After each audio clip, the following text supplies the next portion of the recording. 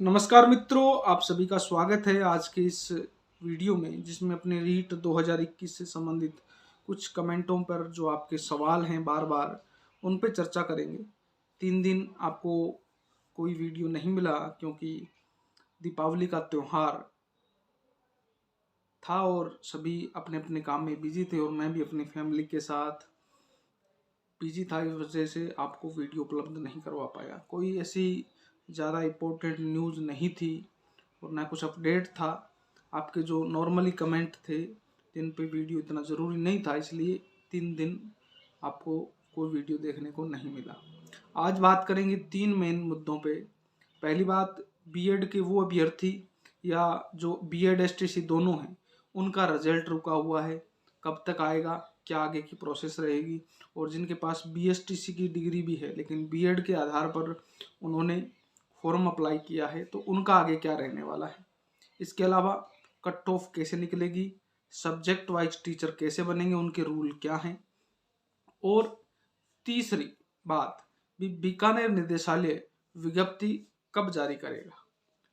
इन 3 बातों पर अपने विशेषकर बात करेंगे और कई अलग अलग वीडियो और कई मेरे को पोस्टें भी देखने को मिल रही है, चाहे वो सुरभि पारिक को लेकर हो या कुछ और मुद्दे। कई एक स्टूडेंट का न्यूज़पेपर में भी कई चीज़ें गलत छपती है।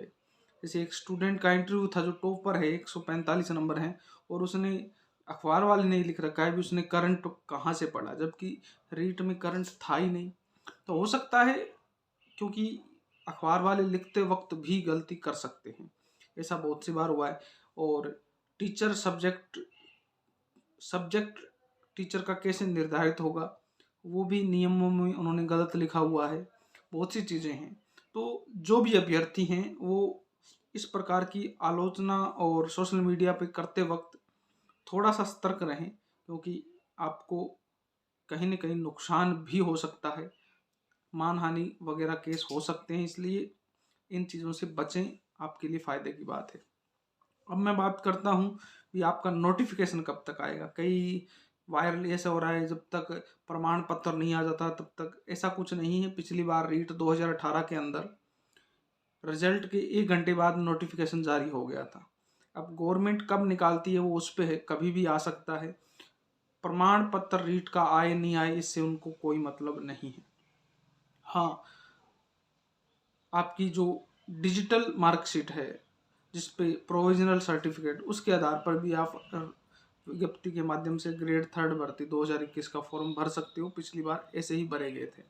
अपीयरिंग के कुछ स्टूडेंट बार बार कमेंट कर रहे हैं, तो उस पर भी अपने लास्ट में बात करेंगे भी क्या हो सकता है, क्योंकि एसटीसी का रिजल्ट आ गया है, जबकि बीएड 4th ईयर और एक एडिशनल और जो 4 सब्जेक्ट से अब बीएड बीएससी बीएड या बीए बीएड कर रहे हैं उस पर भी मैं बात करूंगा।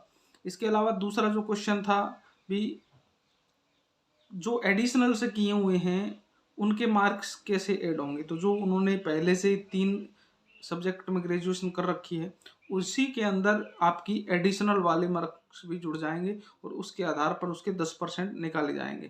कैसे निकालने हैं वो मैं इस वीडियो के लास्ट में आपको बता दूंगा, रीट के नंबर कैसे जुड़ेंगे। इसके अलावा 4 ईयर की जो बीए बीएड बीएससी बीएड है उसमें अभी तक नोटिफिकेशन नहीं आएगा, तब तक क्लियर नहीं होगा। उसके बाद ही पता चलेगा कि ओनली आपकी ग्रेजुएशन वाले नंबरों से आपकी 10% निकाली जाएगी या पूरे 4 वर्षीय, क्योंकि ये पहली बार ऐड हो रहे हैं तो इसके नियमों का अभी कुछ पता नहीं है। अब बात करूं मैं, कोर्ट के जरिए कई अभ्यर्थी कुछ क्वेश्चन है डाउटफुल, उनकी वजह से पूछ रहे हैं भी हम कोर्ट जाएं तो उसका प्रोसेस क्या रहेगा। दोस्तों, मैंने पिछले 10 भर्तियां देखी हैं, उसमें मैंने देखा है जो लोग जनहित याचिका लगाते हैं या पूरी भर्ती पर उसका प्रभाव हो इस प्रकार से जो याचिका लगाते हैं, उन याचिका का कोई अर्थ नहीं रहता और वहाँ पर बोर्ड या जो भी संस्था एग्जाम करवाती है वो इस प्रकार से उस याचिका को रद्द करवा देती है कि अब रिजल्ट रिवाइज करना पॉसिबल नहीं है, ये भर्ती इतनी आगे जा चुकी है कि हम बोनस नहीं दे सकते। लेकिन जो अभ्यर्थी पर्सनल याचिका लगाते हैं, जो सिर्फ अपना रिजल्ट रिवाइज करवाना चाहते हैं, तो उनकी याचिकाएं बहुत बार मंजूर होती हैं, उनको क्वेश्चन का लाभ दिया जाता है। तो मेरा यही निवेदन रहेगा भी आप जो भी याचिका लगाएं वो पर्सनल लगाएं, सिर्फ खुद के बेनिफिट के लिए, ताकि बोर्ड अगर भर्ती पूरी भी हो जाती है फिर भी, क्योंकि हर भर्ती में एब्सेंट अपात्र बहुत से सीटें खाली रहती हैं, तो अगर आप बाद में भी उसमें आते हैं तो आपका सिलेक्शन माना जाता है और आपकी ज्वाइनिंग वहाँ से कोर्ट के थ्रू हो जाती है। तो ये चीज़ें बहुत से साथी पूछ रहे थे मेरे को, तो वो मैंने आपको बता दी है भी आपको कैसे करना है। अब बात करें अपने भी फर्स्ट लेवल का रिजल्ट कब तक आ सकता है, तो उसका कोर्ट ने स्पष्ट कह रखा है कि जब तक सुनवाई कंप्लीट नहीं होती तब तक बीएड के आधार पर जिन्होंने लेवल फर्स्ट का फॉर्म भरा है उनका रिजल्ट रोका जाए, तब तक रिजल्ट नहीं आएगा और न ही विज्ञप्ति आएगी। और हो सकता है उस वजह से ही गवर्नमेंट डिले कर रही हो, लेकिन लेवल 2 की विज्ञप्ति आ सकती है। लेवल 1 की विज्ञप्ति जब तक कोर्ट का केस फाइनल नहीं होता नहीं आएगी, और जैसे ही फाइनल होगा तो दो इसके परिणाम है, या तो बीएड शामिल होता है या नहीं होता। शामिल होता है तो कोई दिक्कत नहीं है, सबका रिजल्ट आ जाएगा। अगर शामिल नहीं होता है तो बहुत से कैंडिडेट ऐसे हैं जिन्होंने एसटीसी यानी डीएलड भी कर रखी है लेकिन उन्होंने फॉर्म बीएड के आधार पर भरा है, तो वो अभ्यर्थी बोर्ड से बात करें और फिर उनका रिजल्ट जारी कर दिया जाएगा, क्योंकि ऐसे अभ्यर्थी बहुत कम हैं जिन्होंने बीएड के आधार पर दोनों फॉर्म भरे हैं, जबकि एसटीसी के आधार पर अगर कोई दोनों फॉर्म भरता है तो उनका रिजल्ट आया है। लेकिन बीएड के आधार पर दोनों फॉर्म भरने वालों को रिजल्ट नहीं है, क्योंकि बोर्ड को नहीं पता है इसके पास एसटीसी की डिग्री भी है। इसलिए आपको पर्सनल उनको सूचना इस चीज़ की देनी पड़ेगी, तो उसके आधार पर आपका रिजल्ट आ जाएगा।